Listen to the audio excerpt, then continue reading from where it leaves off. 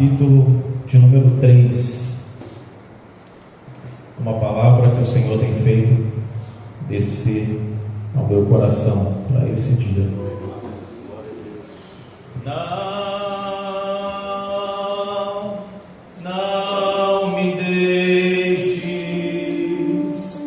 Não me deixes sozinho, nem por um minuto, por favor.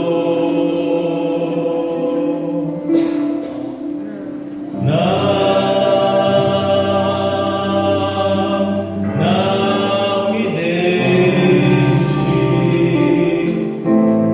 A minha alma chora, grita, implora. Não me deixe, Senhor. Aleluia, Jesus, bendito o nome do Senhor. Glória a Deus.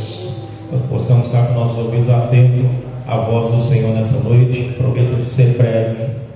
Amém. 1 Samuel 3, vamos ler o versículo de número 10. Todos encontraram? Amém? Glória a Deus. Então veio o Senhor e ali esteve e chamou como das outras vezes: Samuel, Samuel. E disse como das outras vezes: Samuel, Samuel. E disse Samuel: fala, porque o teu servo ouve. Amém? Somente até aqui. Pode tomar o seu assento.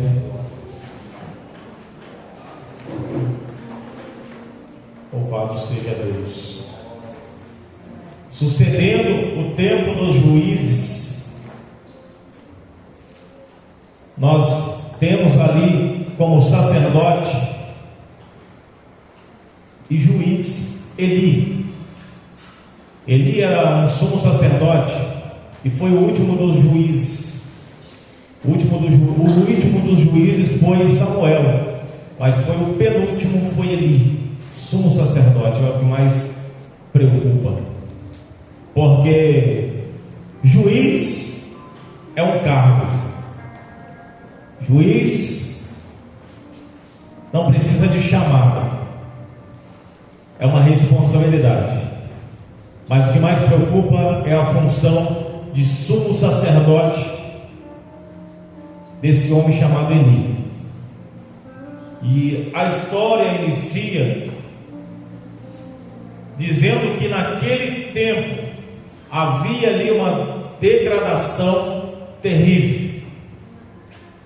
A Bíblia vai mencionar que a palavra do Senhor ela era rara, ou seja, a palavra do Senhor já não tinha evidência no meio do povo. Haja vista porque os sacerdotes estavam mortos. E entenda, estar morto não significa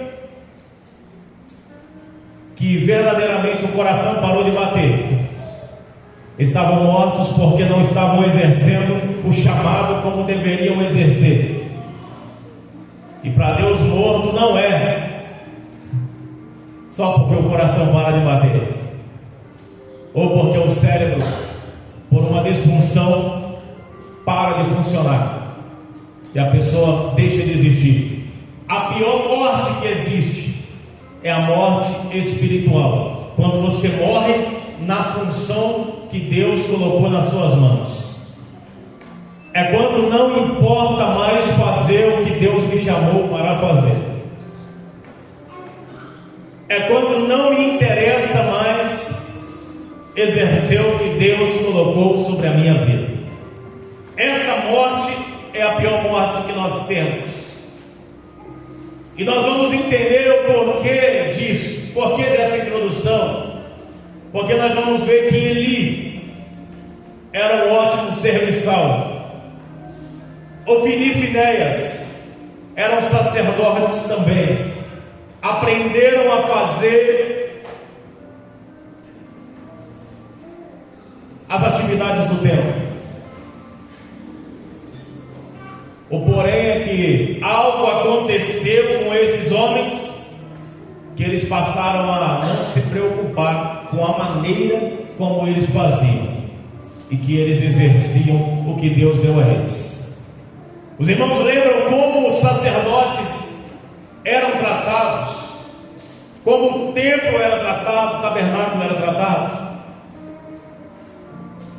É Flávio José que vai escrever, se não me falha a memória, ele vai dar ali para nós um dado, uma informação importante, que os sacerdotes, eles portavam um cinto, e nos pés havia ali, em todo o seu vestido, uma romã e um cinto, uma romã e um cinto. Em toda a volta do vestido do sacerdote havia um sino e uma romã. A romã representa os frutos do Espírito, ela não faz barulho, mas tem que estar ali. O sino representa os dons, faz barulho.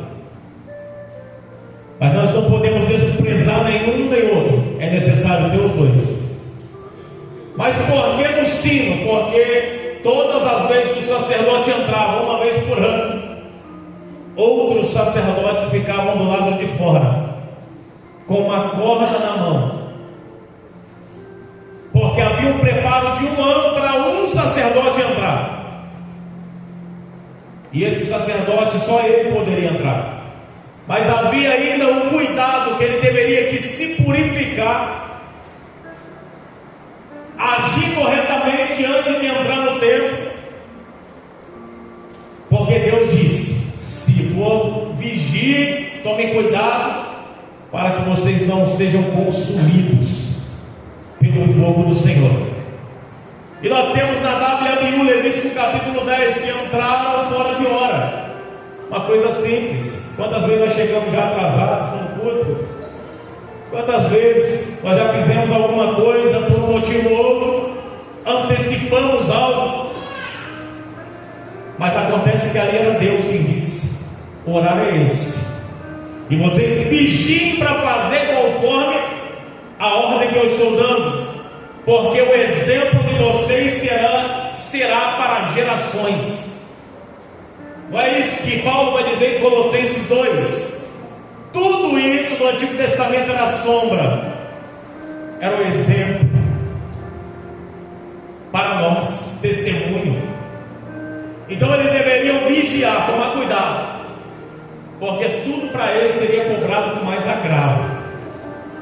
Eu já disse aqui, quanto maior o nível de intimidade que nós tenhamos de Deus, menor é o nível de tolerância de Deus para você. E eu gosto de repetir isso, por mais que me gere temor. O que gera temor me confronta e me mantém na brecha e na posição. E até por isso que Moisés não viu a terra por causa de um erro simples. O povo fez o bezerro de ouro e outras coisas mais, mas pela intercessão de Moisés sobreviveu. Mas quando Moisés bateu na rocha, quando era para falar, Deus falou: agora olha para a terra, porque você não entra nela. Deus estava dizendo nas entrelinhas: Moisés, eu aceito o erro deles, porque eles não vê o meu caminho como você vê, eles apenas vê as obras. Moisés, eu aceito até perdoar esse povo que não me conhece tete a tete, face a face, mas você, Moisés, você não ouve só minha voz, você ouve a minha voz.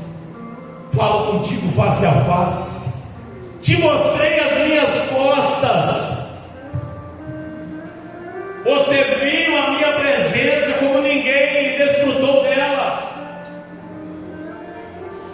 Então, quanto maior o nível de intimidade que você tem, entenda, não pense em pecar, não pense em vacilar. É apenas um erro, pastor. Não pense nisso, porque quanto maior o nível de intimidade, mais próximo de Deus, maior a responsabilidade, menor o nível de tolerância. Moisés, olha a diferença de um homem para outro. Moisés é um grande líder. Nós vamos voltar aqui. Moisés é um grande líder. E a Bíblia vai dizer que Zípora disse: não vai circuncidar o menino. Zípora disse: não vai. A mulher mandando na casa de Moisés,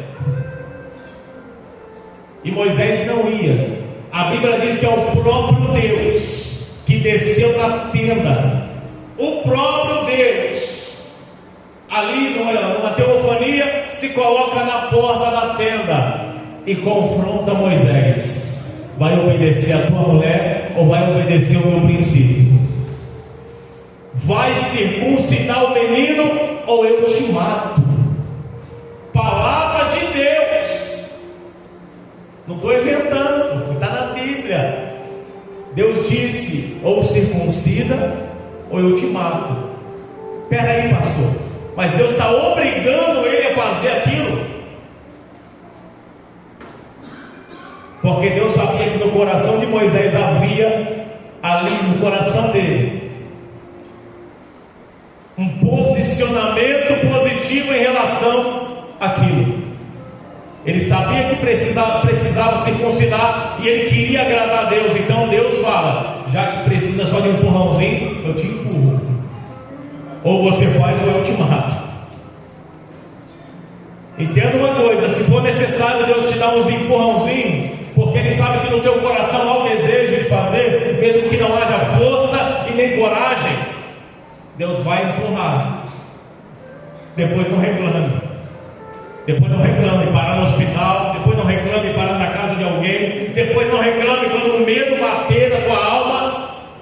Deus vai falar para você: estou fazendo isso por causa do eis-me aqui do teu coração. Lembra aquele dia? Sei, aquele dia que o pastor fez um apelo, eu levantei a mão e falei: eu quero servir. Não, é no dia que você estava de joelho na tua casa e o teu coração ardeu, queimou, dizendo: eu quero te servir.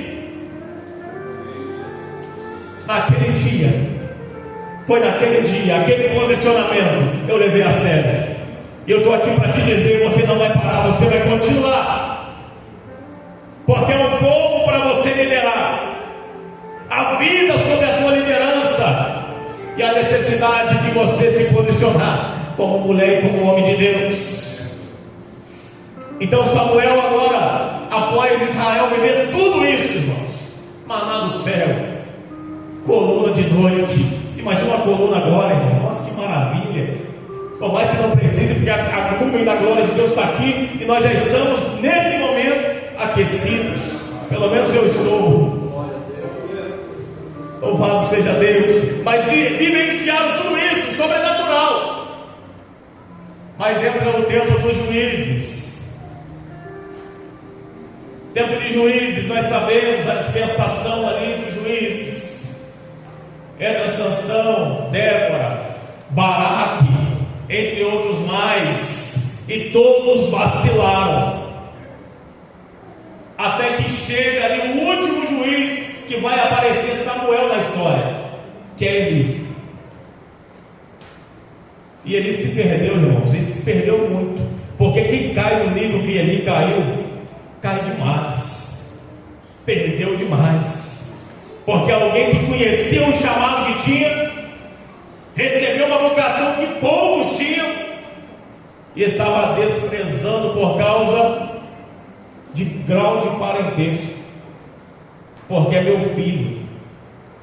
Quem é teu filho perto do teu Deus? Quem é o teu filho perto do teu Deus? Teu filho não quer, problema é dele. Você tem uma responsabilidade diante de Deus. Entenda, você parando por causa do teu filho, você só vai acabar com a vida dele de vez. Porque se ele não vem com você dentro, ele não vem com você fora. Aí vai ser dois para o inferno, não somente um. E ele vacilou, porque Deus mandou profetas anônimos para falar: adverte teus filhos, rapaz. E no texto dá-se a entender que Deus estava falando não só de uma advertência verbal. Toma posição quanto aos teus filhos. Lembre, são meus negócios, não é seu. Por mais que hoje pareça que igreja tem dono, né? Parece que igreja hoje tem dono de igreja, CNPJ e tudo mais, mas não é assim. Sou eu, Deus, que sou o dono do povo que está dentro desse templo.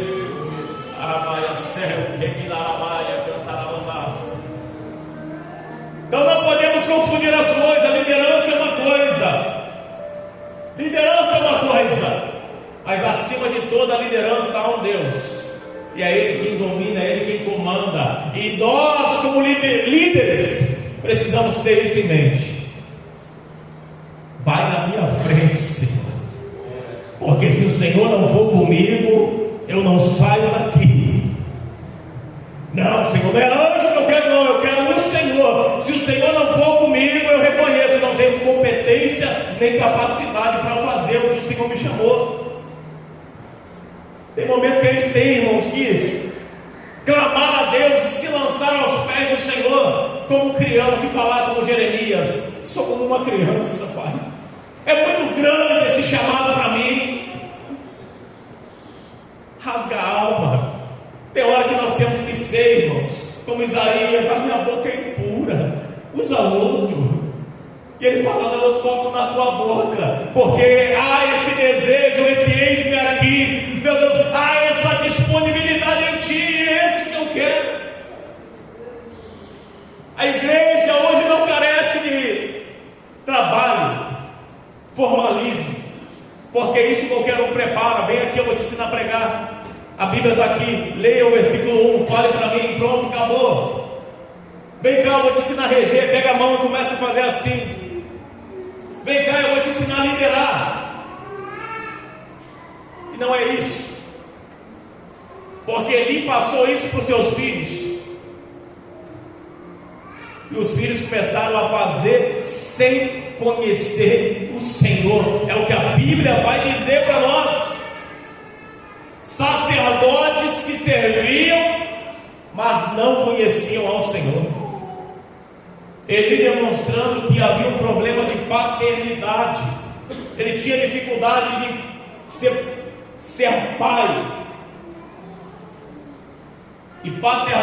E ser paterno, irmãos.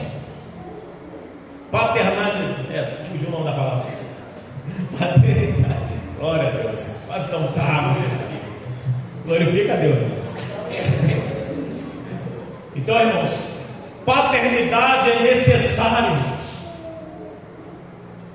Sem paternidade não haveria esse povo que aqui está, irmãos. Estão aqui porque alguém exerceu paternidade, ajudou, acolheu, cuidou e está aqui hoje. Nem sempre é trabalho da igreja ou do pastor, porque às vezes nós pensamos e acreditamos sempre: é o pastor quem trouxe, e não. Às vezes o pastor pregou, mas quem evangelizou nem aqui está. E o galardão será da pessoa.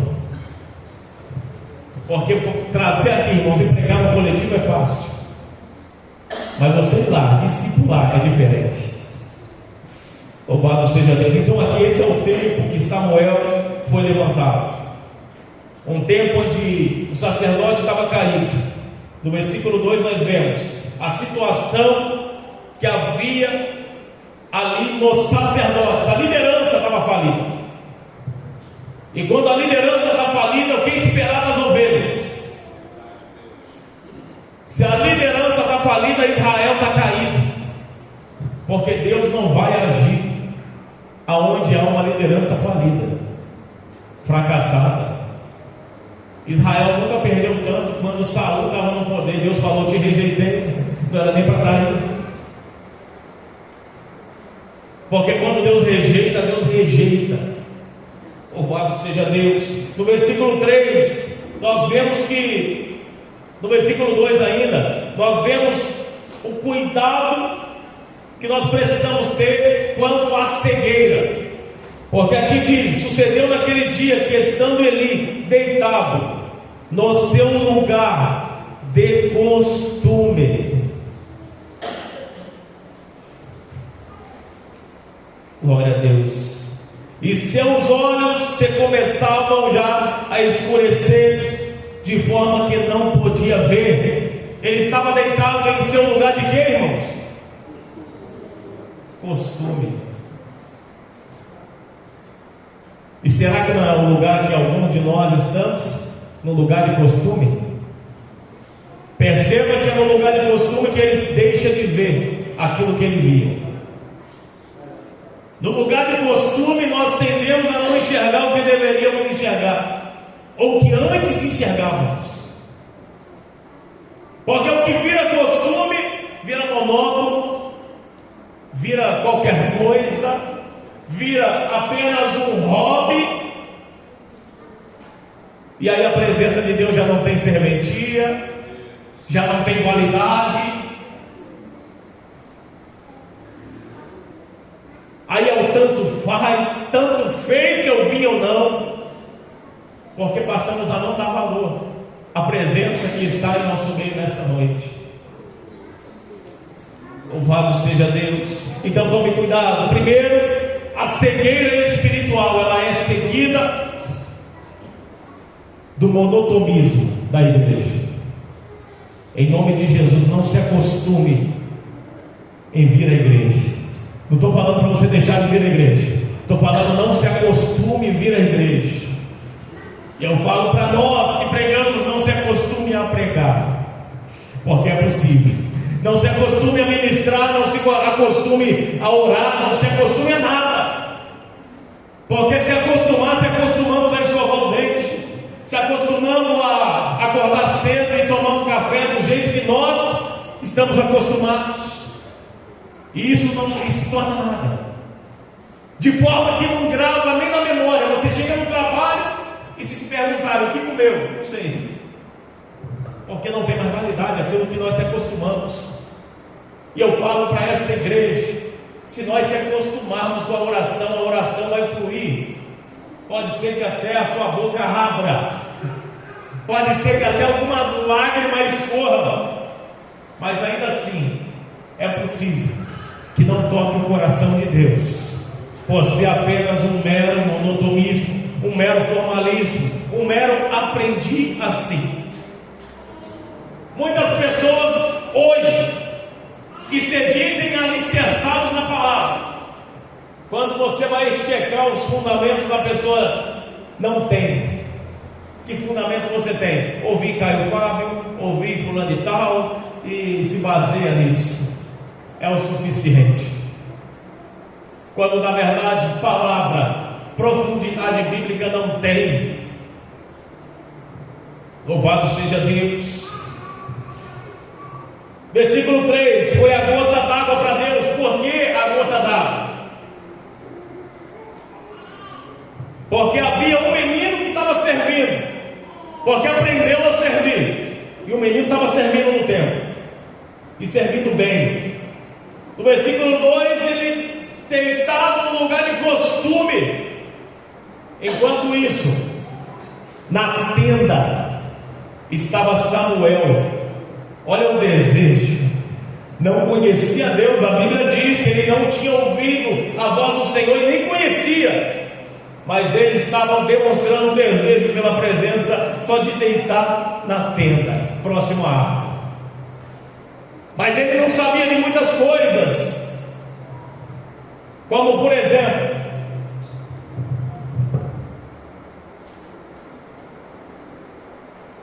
glória a Deus, como por exemplo,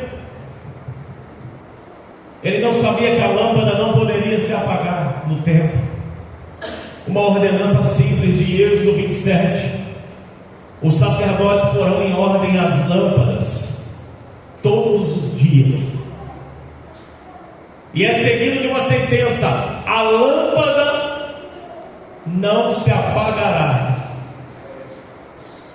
Lâmpada fala da minha responsabilidade e da tua. O Espírito Santo estando dentro de nós, a lâmpada não se apaga, porque o dia que ela se apagar, acabou a iluminação do Espírito, acabou a alegria de servir, acabou-se tudo.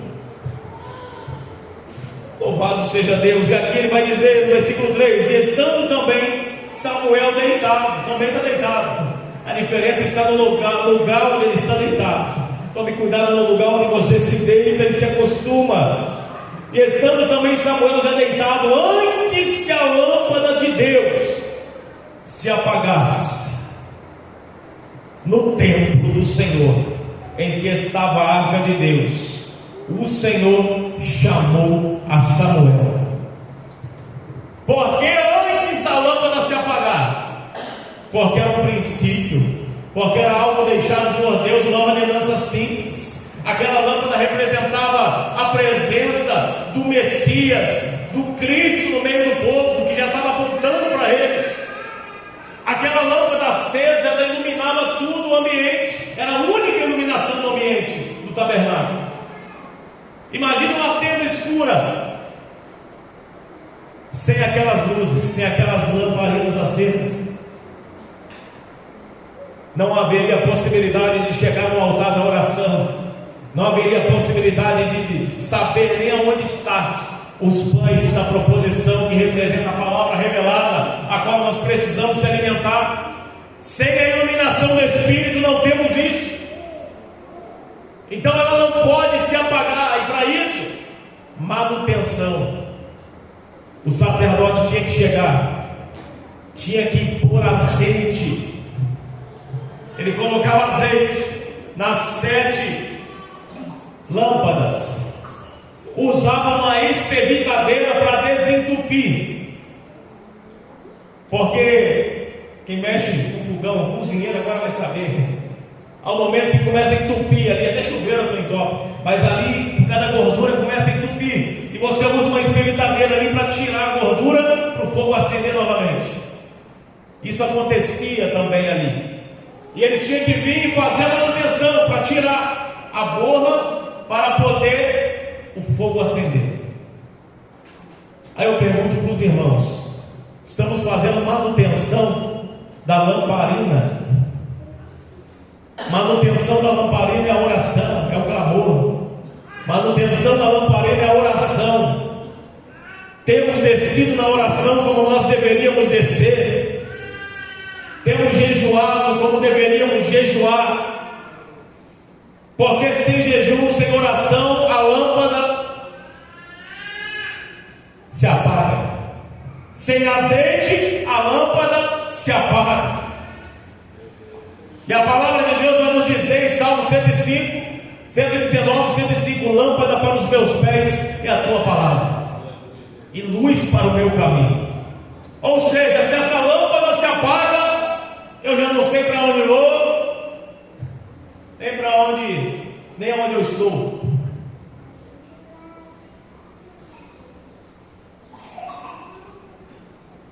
Aí a minha pergunta é para esta igreja nessa noite: será que você não tem percebido essa falta de direção? Eu preciso fazer uma coisa, pastor, mas eu não tenho a direção ainda.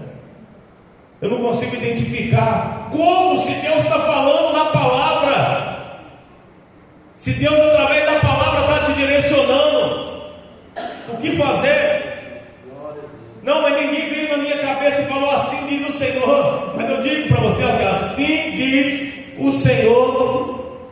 1 Samuel capítulo 3: não deixe a tua lâmpada se apagar, porque no dia que ela se apagar, acabou-se a esperança. Mas entenda, a sua pode apagar, mas antes que a lâmpada se apaga, Deus substitui. Antes que a lâmpada se apague, Deus substitui.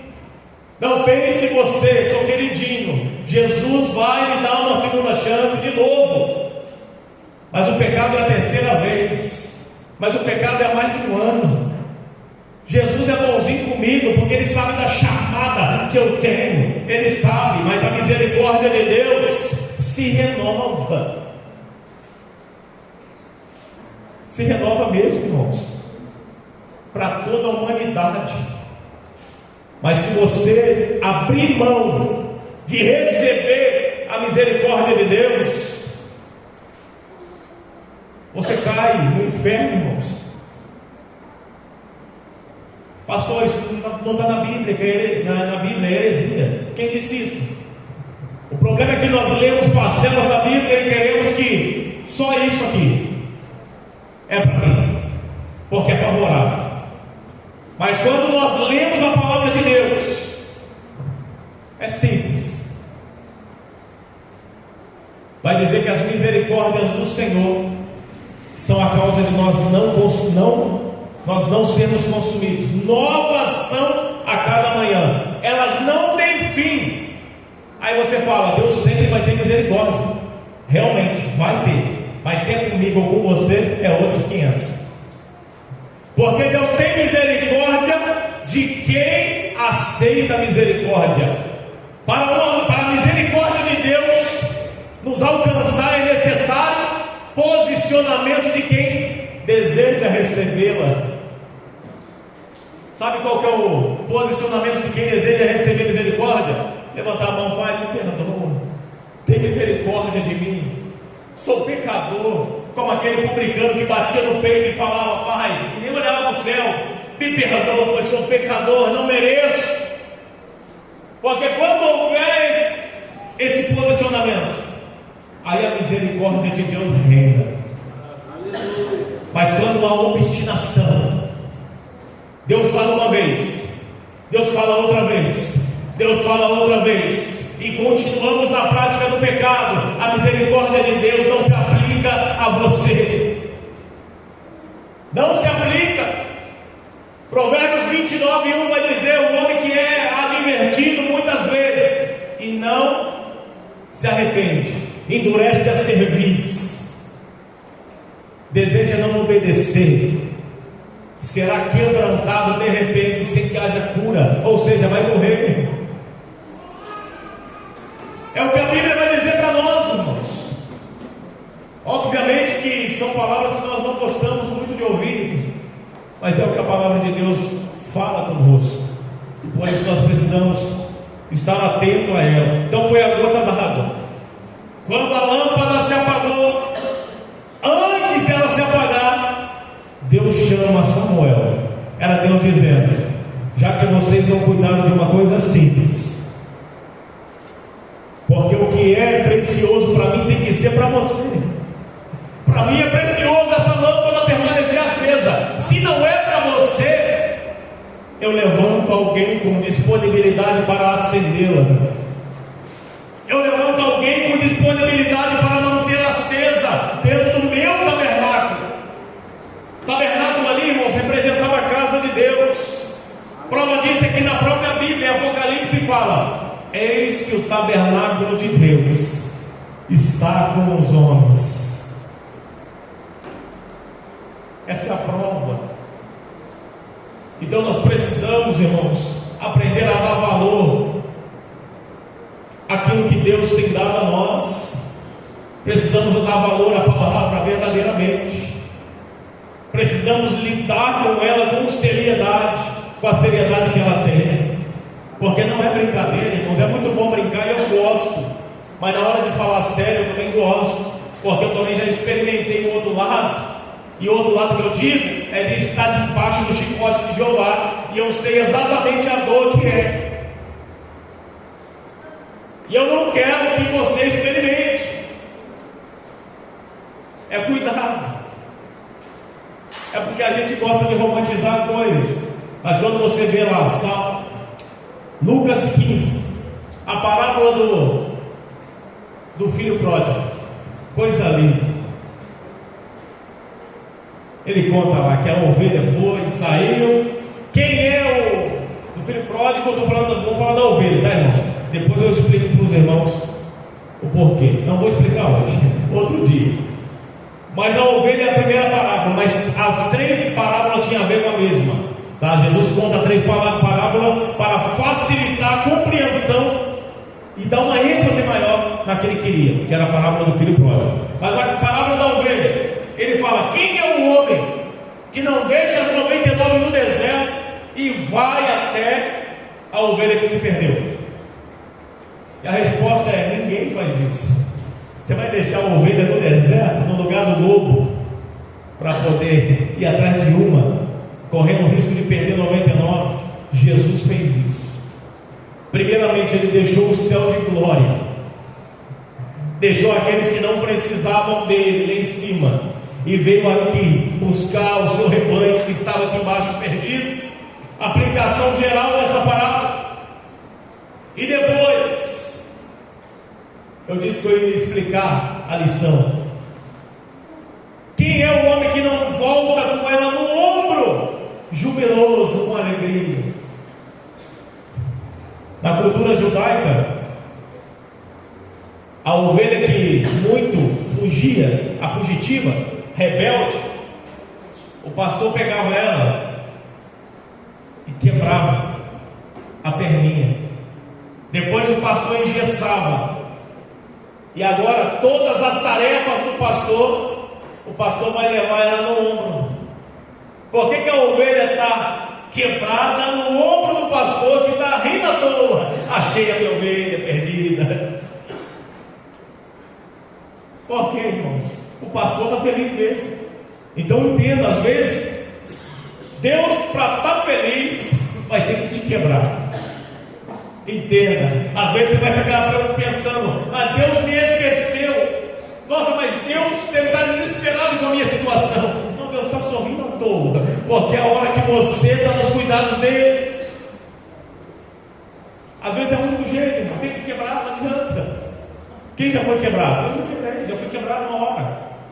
E foi difícil, irmãos. Uma coisa é você chegar mancando, outra coisa bem diferente é você chegar andando. Uma coisa é você ir para o Val de Jaboque e sair inteiro, outra coisa é sair e mancou para o resto da vida. Para o resto da vida, irmãos. Louvado seja Deus. Então Deus chama Samuel. O menino se tornou profeta. O menino, mesmo não sabendo profetizar, mesmo não sabendo ministrar como Eli, mesmo não conhecendo a voz de Deus, foi chamado para essa obra. Era muito mais fácil para nós, na visão humana, com certeza chamaríamos Eli para pregar, e Samuel ficaria no banco, nas igrejas de hoje. Mas Deus ainda procura aqueles que estão lá no pasto. Deus ainda procura aqueles que estão nas cisternas pregando. Deus procura aqueles que estão nos becos e valados pregando a palavra, aqueles que ninguém vê. É esses que Ele pretende honrar. É esses que tem coisa para ensinar para a igreja. Louvado seja o nome do Senhor. Então agora Deus vai levantar esse menino. Por quê? Porque não tem preparo, não tem desenvoltura. Porque uma criança ainda está aprendendo, está engatinhando, não tem toda a formação que ele tem. Mas por que Deus vai chamar ele? Porque Deus não conta com quem é preparado, capacitado. Deus conta com quem é disponível de coração. Porque Ele sabia que no coração de Samuel havia um desejo. Estou conjecturando, não está na Bíblia, tá, irmãos? Mas havia um desejo: ah, se um dia o Senhor me chamasse, ah, se um dia eu pudesse ministrar nessa arca, ah, se um dia eu pudesse ouvir a voz de Deus como meus antepassados. E Deus falou: você quer? Então Samuel, imagina que coisa gloriosa. Você está no teu cantinho, sentadinho.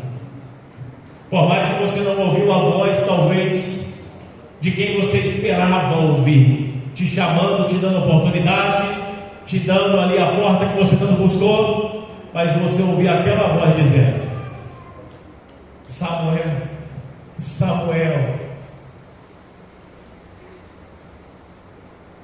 Imagine. Tem coisa, irmãos, mais valorosa? Não tem. E tem muitas pessoas trocando a presença de Deus por causa de formalismo. Eu ainda digo para os irmãos: vale muito mais você ser um crente de oração, um crente que lê a palavra e aplica de maneira simples, do que ser alguém graduado, formado, mas que não tem mais coragem, não tem mais tempo de dobrar o joelho no chão, é desumilde, não ouve pessoas simples, é chato. É melhor, porque o humilde, quando fala, Deus ainda honra. sabe falar, porque aprendeu nas melhores faculdades. Se não tiver humildade, nem Deus escuta e nem o povo. Louvado seja Deus. Mas que Deus venha despertar, irmãos, uma geração de Samuel. Que Deus venha levantar uma geração de Samuel, preparados para pregar e para confrontar quando necessário for. No término aqui, nós vemos no outro dia Eli chegando em Samuel e perguntando para ele: e aí, o que Deus falou? Olha que paradoxo, né, irmãos? Que contraste. Eli chegando, um homem barbado, já idoso, todo formado, preparado, com o cajado na mão, e ele chega no menino e pergunta: o que Deus falou? E aí? Se você não se posicionar, vai acontecer isso. Se você não se posicionar, daqui a pouco Deus está usando o bêbado para falar com você. Daqui a pouco Deus está usando aí criança que nunca viu e nunca ouviu o nome de Deus falar com você na rua. Daqui a pouco está aí, está passando na rua aí, com os olhos de droga, pega na sua mão e fala: ó, Deus tem uma obra na tua vida.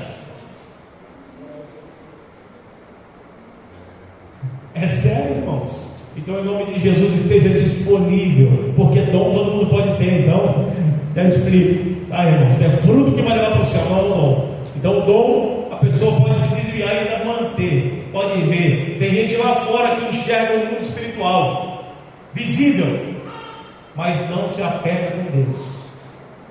A pessoa vê o diabo cara a cara, a pessoa vê anjos de Deus cara a cara, mas não se apega com Deus, porque não tem firmeza e a estabilidade necessária para se manter de pé na presença de Deus.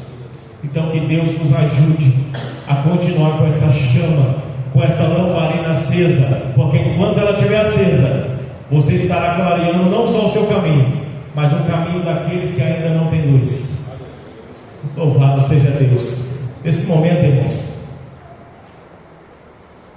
eu gostaria de estar passando a oportunidade para o evangelista Rogério. Eu vou pedir para ele dar os anúncios para nós nessa noite, tá? Mas antes disso, nesse momento, vamos estar fazendo uma oração. O irmão Norberto fez aniversário ontem. Eita glória, ficou novo.